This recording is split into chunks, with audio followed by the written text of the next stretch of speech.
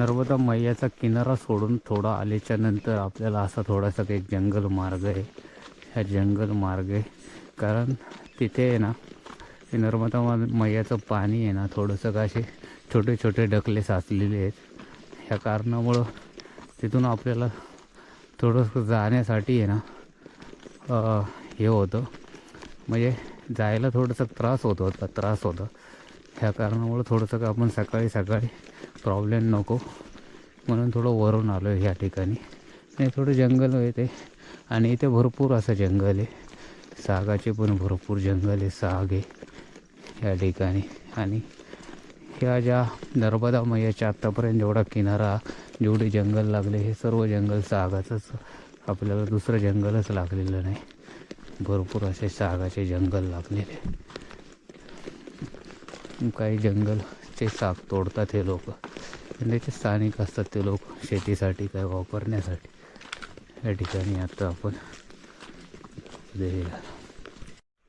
या ठिकाणी आपल्याला नर्मदा मैयाचं सुंदर असं दृश्य बघा. या ठिकाणावरून आपण वरती आलो आणि भगवान सूर्यदेवताचं आहे ना जी प्रतिमा आहे ना ती बरोबर आहे नर्मदा मैयाच्या आहे ना आपण जलमध्ये पण पाहू शकता.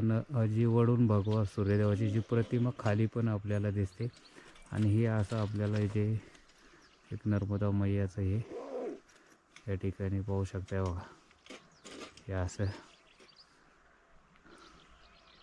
एकदम सुंदर असं हे, आणि हीच जी प्रतिमा आहे नर्मदे या ठिकाणी बघा आपल्याला शिव मंदिर आहे या ठिकाणी. आणि ह्या मौनी बाबाचा आश्रम आहे हा आहे ना. या ठिकाणी आपल्याला आहे ना डुपटा नदी संगम आहे हा जो संगम आहे ना डुपटा नदी संगम आहे या ठिकाणी. आणि हा नर्मदा मैया बरोबर नर्मदा मैयाला जाऊन मिळते ही नदी, डुपटा नदी. या ठिकाणी आपण ही नदी काय एवढी झरणा आहे, छोटासा वाहते. नदीचा प्रवाह भरपूर कमी झालेला आहे कारण पाणी आता उन्हाळ्याचे आपल्याला चाहूल लागत चाललेले, उन्हाळ्याचे दिवस येत चाललेले थोडे थोडे. या कारणामुळं थोडीशी नदी कमी होत चाललेली आहे. ही जी आहे ही डुपटा नदी संगम. आपण बरोबर आलो आहे नर्मदा मैयाच्या किनारे, आश्रम आहे या ठिकाणी आलेलो आहे. हे आपण पाहू शकता. हा सूर्यदेव, भगवान सूर्यदेवाची जी पूर्णपणे जी प्रतिमा आहे ना ही आपल्याला आहे ना या नदीपात्रात आपल्याला बघायला भेटते. तिचं इथे दृश्य पडले. आणि हा तो आपला घाट आहे, आपण बोललो ना लिंगा घाट आणि बेलघाट, हा आपल्याला आलेला तो घाट आहे. या ठिकाणी आपण ह्या घाटावरती आलेलो आहे आता. या ठिकाणी नर्मदे यार या ठिकाणी बघा आपण आहे ना निरंजनेश्वर महादेवाचं दर्शन हे बेलघाटावरती, निरंजनेश्वर महादेव. आणि हा महादेवाचे आपण दर्शन घेतोय नर्मदे. या ठिकाणी बघा आता आपण आहे ना एक आहे ना कव्वा डोंगर सोडून पुढं आलो. कठीण मार्ग सोडून पुढे आलो ना शेताने चाललेलं आहे या ठिकाणी. आणि हा शेत आहे या ठिकाणी, जर पाहिलं तर पण शेतमार्ग आहे शेताने या ठिकाणी नर्मदे. हे असा एक मार्ग आहे शेताने अजून सुद्धा कितीतरी शेताने जावं लागतं. आणि कव्वा डोंगरी सगळा कव्वा डोंगरीच झाला आहे. या ठिकाणावरून आलो आहे या कव्वा डोंगरीमुळं. या असं झालं आहे का सगळी कव्वा डोंगरीचा आमचा बिघाड झाला आहे, कव्वा बिघाड झाला आहे. ह्या कव्वा बिघाडा मार्गे आलो आहे आम्ही या ठिकाणी. आणि असं आलो आहे या ठिकाणी पाहिलं तर. आणि चाललं आहे छोटे छोटे बांध शोधत, बांध हे करत, बांधाबांधानी आणि बांधाबांधानी चालायला पण खरंच आनंद येतो, जरा मजा वाटते.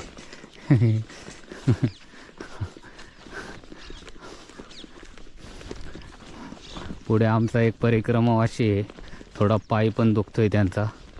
आता ते कसे काय चालतात काय माहिती, गुडुंग गुडुंग चालतात का कसे चालतात काय माहिती.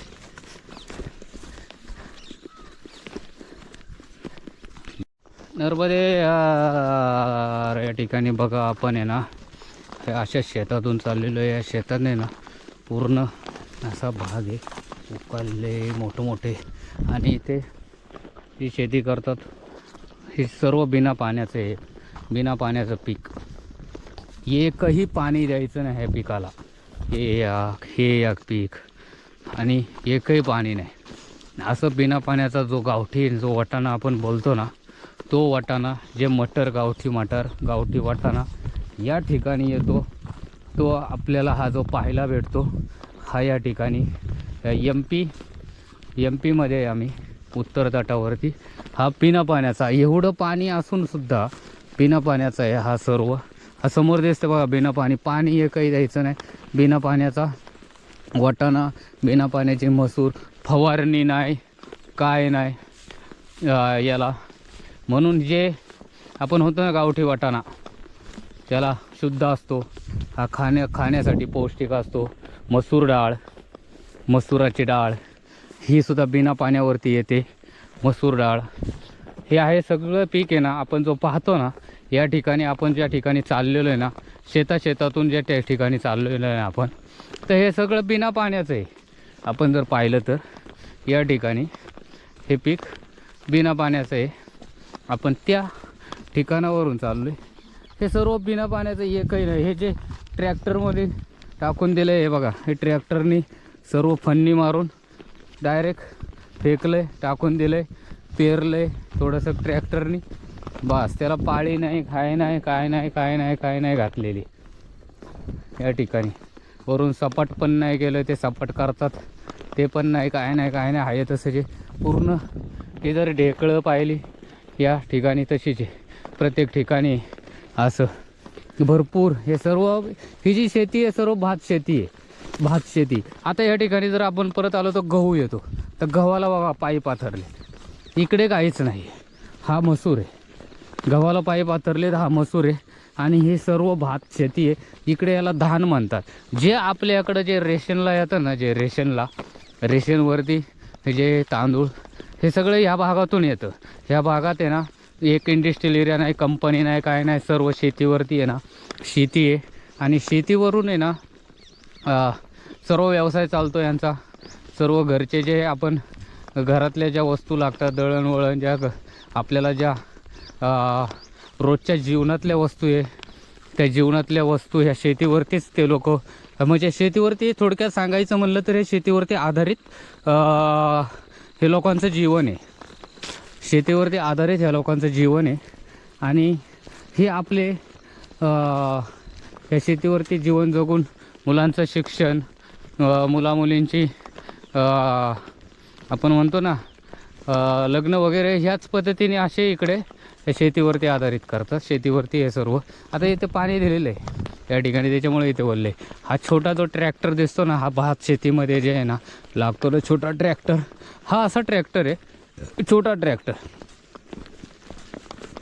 आता इथे काय पाणी भरपूर आहे, कारण मैया आहे, नर्मदा मैया जवळ आहे, आणि इथे पाऊस पण भरपूर होतो. त्यामुळं असे एवढे मोठमोठे शेतीचे सर्व भातच लावला जातो. ह्या लोकांना भात लावतात. आणि लय यांच्याकडे आहे ना ॲक्च्युली लय भात होतो, राईस भरपूर असतो यांच्याकडे, तांदूळ वगैरे इकडे धान म्हणतात. आता आपण हे जे गाव येणार आहे, या गावामधून आपल्याला आपल्या नर्मदा मैया किनारी जायचं आहे. किनारा मार्गे, छोटा किनारा गाव होता, किनाऱ्याला सुद्धा आहे ना थोडी अडचण असते चालण्यासाठी, पण काय वाटत नाही. आता हे बघा, हे सर्व हेच ते गावठी वाटाणा, हे पीक बिना याचं. हे बघा, हा तो वाटाणा तुम्ही म्हणलं ना गावठी वाटाणा, हा बिना पाण्यावरचा हा तो वाटाणा. इथे बघा किती त्याला शेंगा आल्यात, कसा फुलला आहे वाटते तुम्हाला. याला एकसुद्धा पाणी नाही दिलेलं. हा तो वाटाणा आहे. हा एक दोन प्रकारे नर्मदे यार. ये देखिए खपरा, हे खपऱ्याची घर आहे. गाव कोणचं आहे हे छोटा? सकरी. सकरी. हे सकरी गाव आहे. आणि खपऱ्याची घरं पाहणं इथे कसे हे अशी घरं आहेत.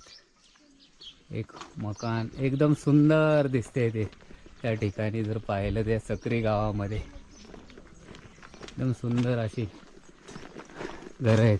हाथ पर बनाया हुआ है, हा ना, हाथ से बनाया, हाथ से. सही आहे.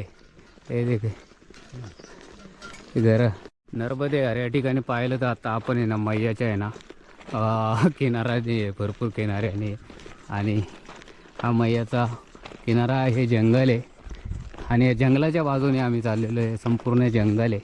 या जंगलाच्या बाजूने चाललेलो आहे. या ठिकाणी जर पाहिलं तर हे असा पद्धत आहे जंगलाची. आणि या ठिकाणी आज आहे 24 तारीख 24/1/2026 आणि उद्या नर्मदा मैयाची जयंती आहे. आणि उद्या आता बोलतात, बघूया काय होतं आहे. या ठिकाणी जर पाहिलं तर मी अशा या ठिकाणावरून चाललेलो आहे. जे जंगल आहे त्या जंगलातून चाललेलो आहे.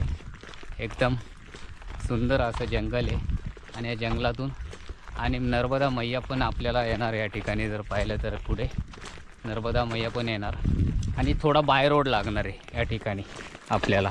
हा असा बाय रोड आहे छोटा. नर्मदे अरे आपल्याला आहे ना नर्मदा मैया आहे ना या ठिकाणी हे जे आहे ना आपण जर पाहिलं ना चक्री गाव आहे. चक्री गावाच्या इथे आपण एक मंदिर आहे.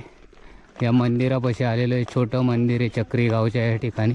आणि बरोबर पाहिलं तर आपण हा नर्मदा मैया किनारी आहे हे मंदिर चक्री गाव. हे छोटं चक्री गाव आहे आणि हा जंगल मार्ग आपण बाय रोडने आलो. थोडासा जंगलामधून आलो.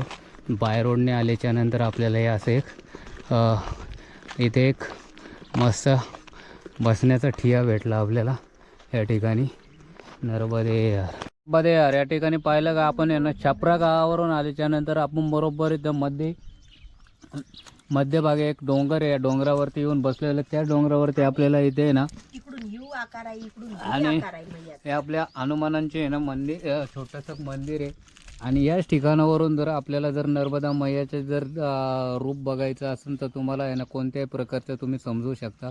हीच नर्मदा मैया आहे ना अशी फिरलेली आहे इकडे, अशी सरळ जाऊन परत इकडे गेलेली आहे. या ठिकाणी हे समोर तुम्हाला दिसतं ना इकडे आहे नर्मदा मैया. आणि हे सर्व मैयाचंच असं आहे. मैया इकडं फिरते. त्यानंतर इकडून जर पाहिलं ना तर मैया इकडे गेलेली आहे ह्या साईडला.